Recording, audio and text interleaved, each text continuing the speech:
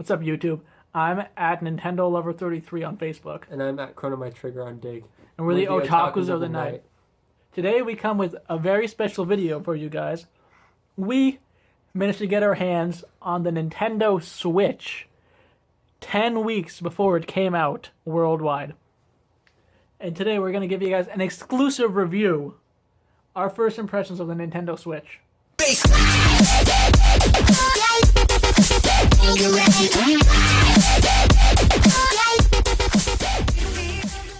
So we got this Nintendo Switch early from our uncle who works at Nintendo.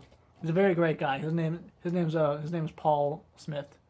He's really great. He used to be in a band, the Beatles or something, and now he works at Nintendo as like the chief Nintendo Switch man.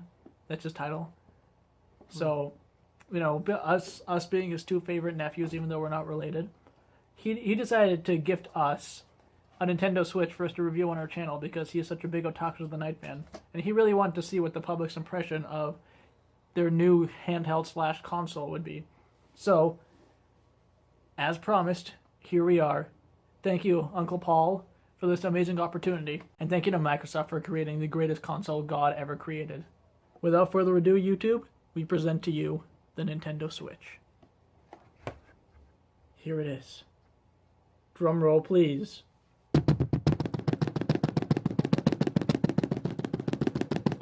So we'll start by reviewing the box. So our first impressions upon looking at the box is, wow, Nintendo is really going for an unconventional approach with this box. It almost looks like a box for a pair of gloves or something. It even says guantes on it, which means a pole in Japanese. So the box is made of cardboard. It's nice cardboard. When you shake it around, you can kind of hear the Switch moving around inside. I guess they didn't package it very well. We're hoping that the Switch isn't scratched up in there. But hey. So, there's a Switch logo right there, Nintendo Switch. And we really like the abstract art of the Nintendo Switch that was drawn right here. Our other uncle actually helped to design this. His name is Steve.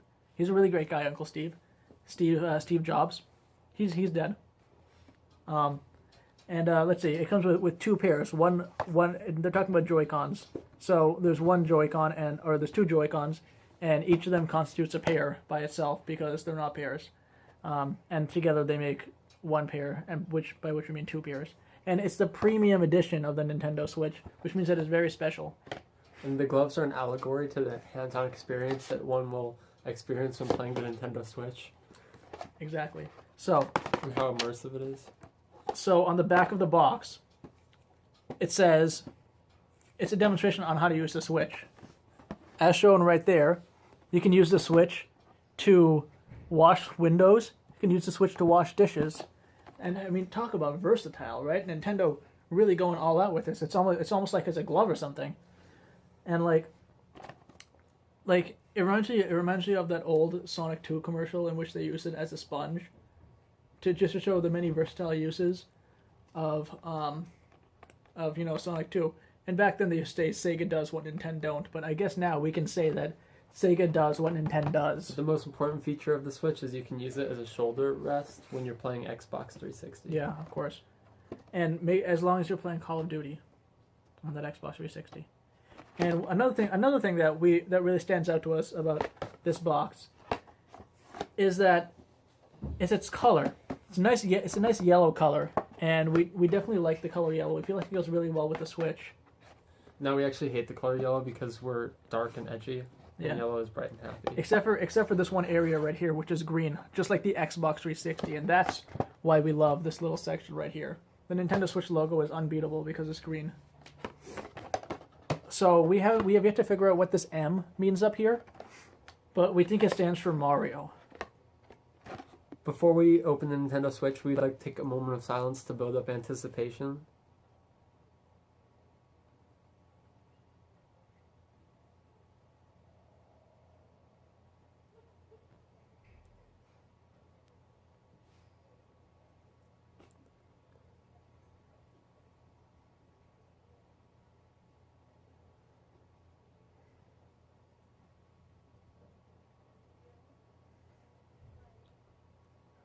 And now, the moment we've all been waiting for. It's time to give a quick shout out to all the Nintendo systems past, a quick review to each of them before we open this, just to, commemorate the Nintendo timeline. Nintendo's very first system was created in the 1980s to kind of signify Nintendo's jump into the console market. And this console competed against the likes of the Atari and the Sega Master System. But this console sold much better in the US due to Nintendo's brand recognition, and especially its name, because it was advertised so well. It's called the Wii U. We're going to rate the Wii U based off of three characteristics: graphics, gameplay, and level design. Graphically, the Wii U is about equivalent with the Xbox 360, and the Xbox 360 is the greatest console that Bill Gates ever created. So, therefore, if it has anything in common with the Xbox 360, it's automatically a 10 out of 10. And the others don't even matter because it's already related to the Xbox 360. Therefore, it's already a 10 out of 10. All right, now let's get this party started. Oh shit! We forgot to give you guys a top 10 list, a comprehensive top 10 list of the best Wii U games since 1983.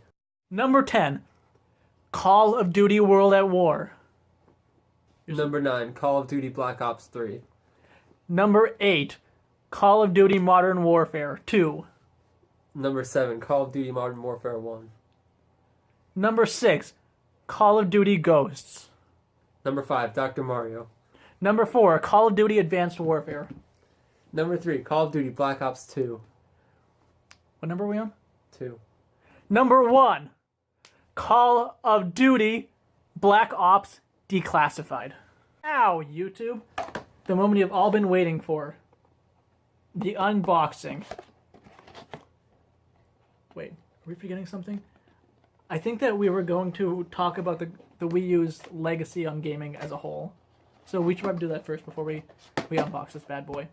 So, the Wii U's legacy on gaming as a whole, we think that since the Wii U had such great graphics back in 1983, almost on the same level as the Xbox 360, that it deserves an honorable shout out for, really pushing the limits of what technology could do back in 1989.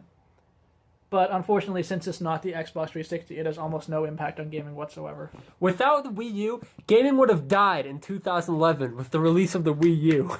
Speaking of the Wii U destroying the Wii U destroyed gaming as well. The screen and the controller was a total ripoff of Sega's Dreamcast. They came out in 1999. Or 98, if you count the Japanese release. And there were no third-party games at all. Not even a single one. Every single game was made by Nintendo. And Nintendo games are for babies. Real men only play on the Xbox 360 and play games like Call of Duty. And the only people who play on PlayStation are weeboos who like hentai and anime girls like us. And let's take a moment to talk about the Wii U specs. Part of the reason for the Wii U success was not only the marketing was part of it. They didn't cater to the main demographic who would go after consoles of hardcore gamers. They mainly tried to appeal to a casual market in the world of smartphones and in the world of tablet gaming, where the casual market wasn't really there. So it was not only that, but let's be real. The specs of the Wii U were horrible. Well, they weren't horrible, but they just weren't up to par. They couldn't compete with the 5th generation of consoles. And Nintendo has technology. The best technology doesn't always the best games make. But when you're trying to compete with the likes of the Xbox One and the PS4, you got to be sure that you're, at least up to par. Third-party developers won't, flock to your console if they can't, if the specs and the quality isn't going to be the same between the two. And you think that Nintendo would have learned the lesson with the Switch, which they didn't. So let's open the Switch and let's show you for real. Wait, shit. We ordered pizza an hour ago. We gotta go grab our pizza. Oh yeah, that's true. Oh fuck, yeah, hold on. We'll be right back.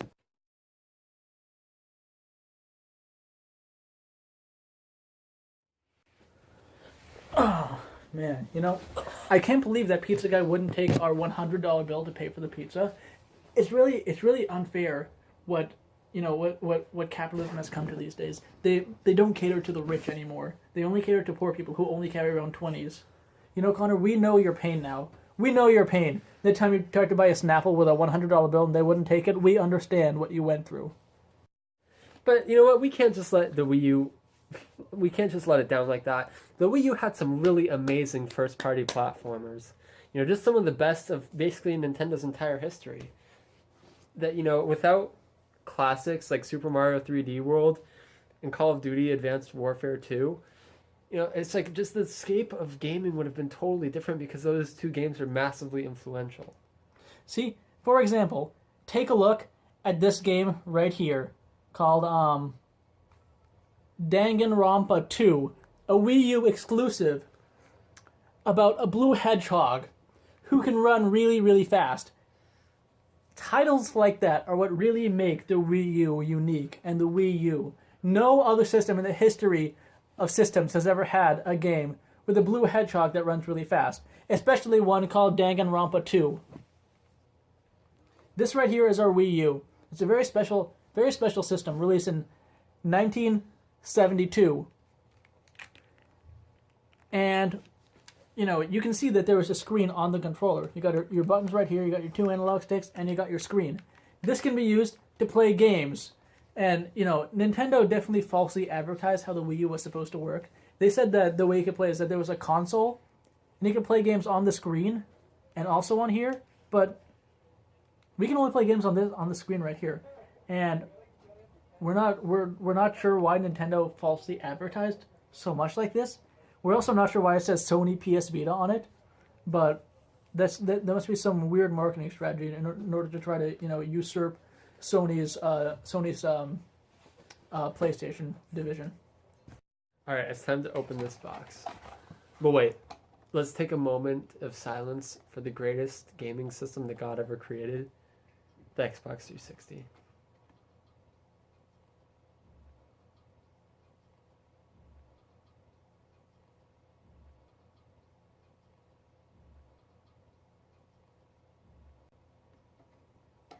Because we know that the Nintendo Switch is supposed to be the greatest gaming console ever.